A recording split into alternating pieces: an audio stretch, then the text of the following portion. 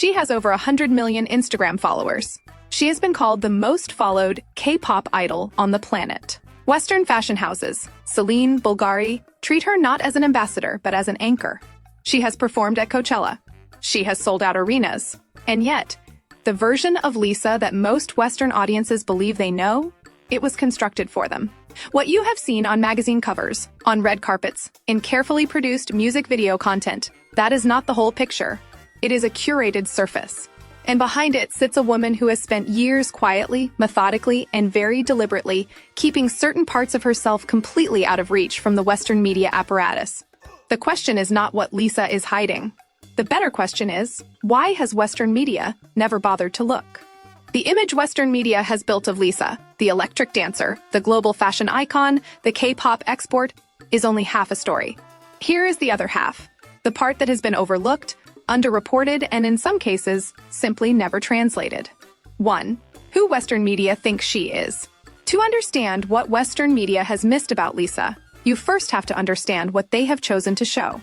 Open any Western profile of LALISA Manoban, the Thai-born artist known globally simply as Lisa, and you will encounter a remarkably consistent portrait.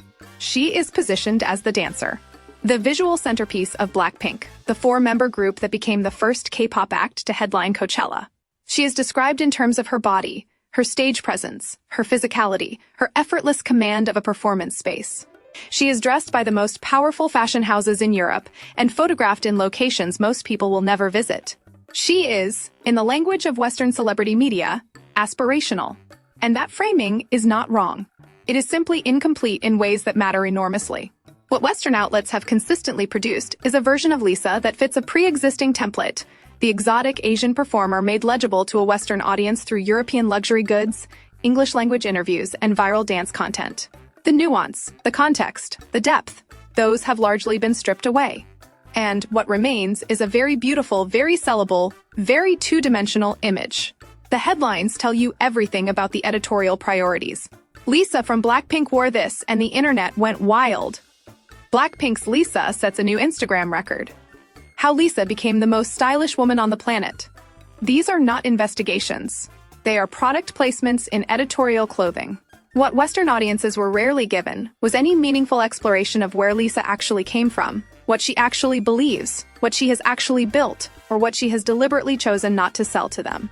She is Thai, not Korean, a distinction that matters far more than Western coverage has ever suggested. She was born in Buriram, a province in northeastern Thailand, far from the cosmopolitan lights of Bangkok. She left home at 14 to train in Seoul, alone, in a foreign language, in one of the most brutally competitive entertainment industries on the planet. That story, the real origin story, has been flattened into a footnote in most Western profiles. What you get instead is the polished result, without the process. The icon without the sacrifice. But here's where it gets interesting. The version of Lisa that Western media has never quite managed to capture is not hidden because she is guarded. It is hidden because Western media, by and large, has never asked the right questions. And Lisa, for her part, has learned exactly how much to give them, and exactly where to draw the line. 2. The identity she protects, or...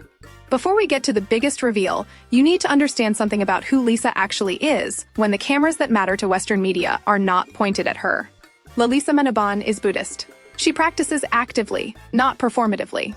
In Thailand, where Buddhism is not a cultural curiosity but a living daily framework, where monks walk through morning markets and spirit houses stand at the entrance of nearly every building, her faith is not notable. It simply is. But in Western media, where celebrity spirituality is either a branding opportunity or a tabloid angle, Lisa's Buddhism has been almost entirely absent from the narrative. Most people don't realize that Lisa, who commands European fashion houses and sits front row at Paris Fashion Week, begins certain significant personal moments not with a publicist call but with offerings at a temple. That she has spoken, in Thai language interviews, in contexts that never made it into the Western press cycle, about the grounding role her faith plays when the global noise becomes overwhelming. The code-switching Lisa performs is not the superficial kind. It goes deeper than language, though language is part of it. She speaks Thai, Korean, English, and Japanese, fluently and with markedly different registers in each. People who have observed her across these contexts note something that Western audiences almost never see. She is a fundamentally different public presence depending on which cultural frame she is operating within. In Korean industry contexts, she navigates a hierarchy of respect and professional formality that is invisible to Western fans who think they know her from Instagram. In Thai public life, she carries an almost national symbol weight. She is not a celebrity there in the way Western celebrities exist.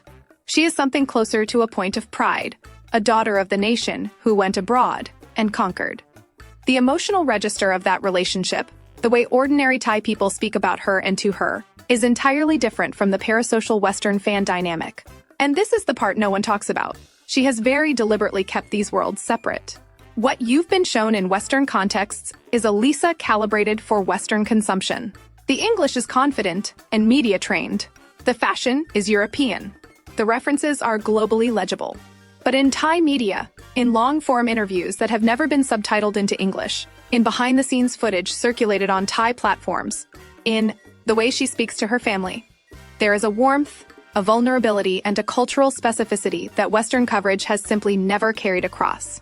Most people don't realize that this separation is not accidental. It is a choice. A deliberate, considered choice made by a woman who understands, better than most Western cultural commentators, what happens when you give a Western media apparatus full access to your private cultural identity. It gets simplified. It gets exoticized. It gets sold back to you in a form you no longer recognize. She has watched it happen to others. And she has, by all observable evidence, made a conscious decision not to let it happen to her. Her relationship with Thailand goes beyond geography.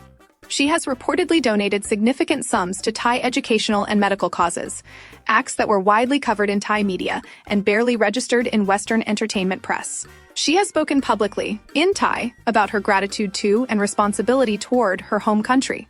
She has, sources close to her suggest, turned down specific Western opportunities that she felt would require her to perform her Thai identity in ways she found reductive. That is not a celebrity who is hiding. That is a person with clear values about what is for sale and what is not. 3. The business side. Western media ignores, or here is where the story shifts, because the part of LALISA that Western entertainment media has most spectacularly underreported is not the cultural or personal dimension. It is the business one. Western outlets covered LALISA's fashion moments. They covered her viral dance videos. What Western outlets never covered was the degree to which LALISA has operated for years, not as a performer being managed, but as a strategic principal in the construction of her own brand architecture. Consider the brand partnerships. When LALISA became the global ambassador for Bulgari and the face of Celine, Western media treated these as fashion stories. Stunning photos, impressive brands, another K-pop star crossing over. What the coverage almost uniformly missed was the strategic significance of what was happening. LALISA was not being absorbed into the Western luxury market. She was using it. There is a fundamental difference. The markets that drove the commercial value of those partnerships were not primarily in Paris or New York. They were in Southeast Asia, in China, in South Korea. Markets where LALISA's cultural authority is enormous and where Western luxury brands desperately need credibility and access. LALISA, whether Western media understood it or not, was functioning as a market bridge. She was the asset both sides needed. And she appears to have understood that leverage very clearly. What Western outlets never covered was the depth of her commercial reasoning in choosing specific partnerships over others. The brands that approached her and were reportedly declined. The deals that were structured not around flat endorsement fees but around equity and creative participation. The conditions she and her team negotiated that went well beyond what Western celebrity endorsement deals typically include. She made choices that shocked insiders, and she has never explained them publicly, in any language. Then came Loud. In 2023, LALISA launched her own independent entertainment and management company, Loud. For Western audiences, this was covered, if it was covered at all, as a footnote to the Blackpink contract story. The narrative frame Western media applied was simple. Blackpink's contract with YG Entertainment was uncertain. The members were navigating their futures. LALISA went solo. That framing is accurate in the most superficial way and almost completely misses what actually happened. What Loud represents is not a solo music career. It is a vertically structured entertainment entity with LALISA as the principal. Not a performer looking for a new label, but a business operator building her own infrastructure. The distinction matters enormously, and virtually every Western outlet that covered the story got it wrong in the same direction. They reported on LALISA, the artist, making a career move. What they missed was LALISA, the operator, making a structural move. Most people don't realize that the difference between signing with a major label as an artist and founding your own company as an operator is not a celebrity detail. It is the difference between being a product and owning the means of production. Lisa, at 26 years old, made that structural choice, with full awareness of what it meant. With advisors and legal counsel and business infrastructure that Western entertainment media has never found particularly interesting to investigate. Her subsequent signing with RCA Records, a Sony music label, was reported as another solo career milestone. And again, the surface reading missed the significance. Because the deal, as reported through industry sources, was structured in a way that preserved far more of Loud's operational autonomy than a standard major label deal would typically allow. Lisa did not sign to RCA. Loud entered a distribution and promotional partnership with RCA. The entity Lisa controls remained the controlling entity. What Western outlets never covered was the fact that a young woman from a provincial Thai city, who had spent her formative years inside one of the most controlling talent management systems in the global entertainment industry, had upon gaining her independence built a business structure specifically designed to ensure she would never be in that position again. That is not a pop star making moves. That is a CEO making strategic decisions. And for an audience that understands how business actually works, the failure of Western media to report it that way says something significant about their assumptions regarding who Lisa is. 4. The personal life she keeps deliberately private. Or, this is the part of her story that changes everything. Not because it is dramatic, but because it is human in ways that celebrity coverage almost never allows for.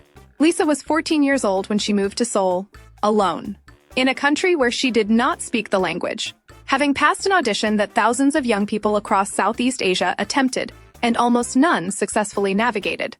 She would spend years as a trainee in the YG entertainment system, a system that has been described by those who have come through it as rigorous in ways that have no precise Western equivalent. The Western concept of a young person pursuing a music career involves certain assumed structures: family nearby, school continuing in some form, a social life that exists in parallel with the ambition. For Lisa, virtually none of those structures existed. The training system she entered was immersive in a way that required the suspension of ordinary adolescent life. She has spoken about the loneliness of those years, in Korean interviews, in Thai interviews, in contexts that did not prioritize translation into English, with a candor that Western media coverage has almost never surfaced. Most people don't realize that the version of Lisa who appears effortlessly confident at Paris Fashion Week, who commands a stage with thousands of people screaming, who seems to move through the world with absolute self-possession. That version was built on top of years of isolation and grinding difficulty that she was largely required to endure alone. Her family, her mother and her stepfather, a Belgian-born restaurateur who has been part of her life since her childhood, represent a private sphere that she protects with a consistency that Western tabloids have found frustrating, and that speaks to something important about her values. She is the daughter of a Thai mother and a stepfather from Europe. She grew up with a genuinely bicultural home experience before she ever became an international artist. The European comfort she displays in Paris, the ease with which she navigates Western cultural contexts. This is not purely a professional acquisition. She has lived cross-culturally since childhood. But the specifics of that family life, the dynamics, the relationships, the ordinary human texture of it, she has kept that almost entirely away from Western media. Not from Asian media entirely, but from Western coverage, consistently, yes. There is also the matter of personal relationships. The image Western media has constructed of Lisa exists in a strange relational vacuum. She is perpetually styled, perpetually performative, perpetually in public, and perpetually alone in the personal sense as far as Western coverage is concerned. Any suggestion of a personal relationship on her part has been treated by Western entertainment media as either a product or a mystery to be solved. What this coverage misses is the extraordinary pressure Lisa exists under from multiple directions simultaneously. Korean public culture has historically imposed very strict expectations on K-pop artists around personal relationships, expectations that are cultural and industry structural rather than purely personal. Thai public culture has its own sets of expectations around a woman of her prominence. And Western media has its own appetite, which tends toward exposure and revelation, regardless of what the subject actually wants. The image you've been sold doesn't match what happens behind closed doors, not because they're a scandal, but because what is behind closed doors is simply a person who has drawn a line and held it. That line has a cost. Sources who have observed Lisa across different professional and cultural contexts suggest that the emotional labor of maintaining multiple public identities, the Western fashion icon, the K-pop industry professional, the Thai national symbol, the independent business operator, while simultaneously protecting a genuinely private interior life, is something she carries with a discipline that looks like ease from the outside but almost certainly is not. The cultural pressure of code switching at this level of global fame is not a concept Western celebrity journalism has the vocabulary to discuss, largely because Western celebrity journalism was not built to cover people who operate simultaneously in multiple cultural registers. It was built to cover a certain kind of Western celebrity, and Lisa, for all her apparent familiarity with Western contexts, is not that. By this point, something important should be clear. The privacy she maintains is not the behavior of someone with something to hide. It is the behavior of someone who has thought very carefully about what a life with this much public exposure actually requires in order to remain sustainable, and who has made a series of principled, clear-eyed decisions accordingly. 5. What this means for the Western gaze, or let's zoom out. Because Lisa's story is not just Lisa's story. What you've been watching across the course of this video is a case study in something that the Western media apparatus has not yet developed the language to honestly examine. The systematic flattening of non-Western artists into Western legible images that serve Western commercial and cultural interests while leaving the actual person largely invisible. This is not a conspiracy. It does not require bad faith on the part of any individual journalist or editor. It is structural. Western entertainment media has a template for the international star: how they are positioned, how they are profiled, what aspects of their lives are considered commercially interesting, and what aspects are considered peripheral or too complex to translate. Asian artists who achieve Western-facing success are, with few exceptions, filtered through that template. And the template loses most of what makes them actually interesting. What else are we not seeing? Consider what the Western coverage of Lisa has actually told you. You know she dances extraordinarily well. You know which luxury brands she is associated with. You know she has a large Instagram following. You know she performed at Coachella. That is approximately the depth at which Western media has engaged with one of the most globally significant pop culture figures of her generation. What has been left uncovered is a person of genuine strategic intelligence who has navigated one of the world's most demanding entertainment systems from adolescence, built a business infrastructure from a position of industry leverage, maintained a deeply rooted cultural identity in the face of enormous pressure to commodify it, and done all of this while performing at a level that her industry peers in any context recognize as exceptional. The image you've been shown is only the surface. And the irony is that the surface is impressive enough that most Western audiences have had no reason to ask what is below it. There is a broader question here that is worth sitting with. K-pop as a genre has achieved, over the past decade, a level of Western market penetration that no previous non-English language music genre has approached. BTS played Wembley. Blackpink headlined Coachella. The numbers, streaming figures, ticket sales, brand valuations are real, large, and undeniable. And yet Western coverage of K-pop and of individual K-pop artists has not meaningfully evolved to match the significance of what has happened. The coverage is still largely written through the lens of the exotic, slightly amazed, slightly condescending, focused on spectacle rather than substance, and fundamentally structured around the assumption that the audience for serious cultural analysis is not interested in these artists. That the fans are teenagers. That the subject does not merit the kind of depth that Western artists of equivalent commercial stature receive as a matter of course. Lisa is worth examining, not in spite of being a K-pop artist, but because of the specific path her career represents. A Southeast Asian woman, not Korean, which itself is a distinction the K-pop industry has historically made difficult, who entered one of the world's most rigorous talent systems as a teenager, emerged as arguably its most globally recognizable product, and then, at the precise moment when that system would have continued to define her, made a series of independent choices that repositioned her as a principle rather than a product.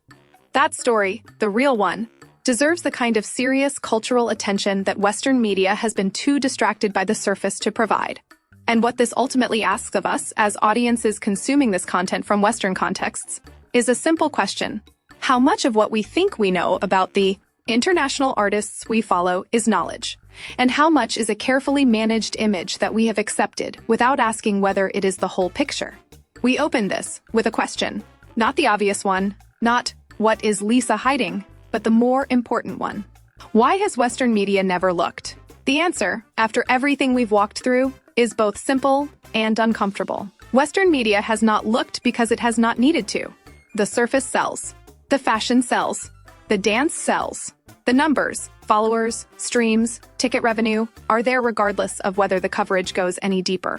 There is no commercial pressure on a Western entertainment editor to produce a serious profile of who Lisa actually is, because the audience they are pitching to has, until very recently, been willing to accept the surface. But Lisa, for her part, has never accepted it. She has, with considerable consistency, and what appears to be clear strategic intention, kept the parts of herself that matter most: her faith, her family, her cultural identity, her business architecture, her private life, exactly where she wants them.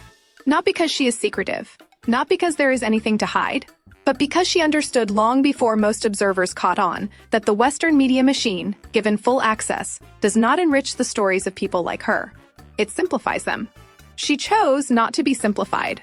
The final thought to leave you with is this. In an era when every corner of a celebrity's life is considered content, when authenticity is performed and privacy is treated as either an eccentricity or a red flag, Lisa Manabin has done something genuinely unusual. She has become one of the most visible people on the planet while remaining, in the ways she has decided matter, largely unknown. That is not a failure of coverage. It is a victory of intention. So here is the question worth carrying out of this.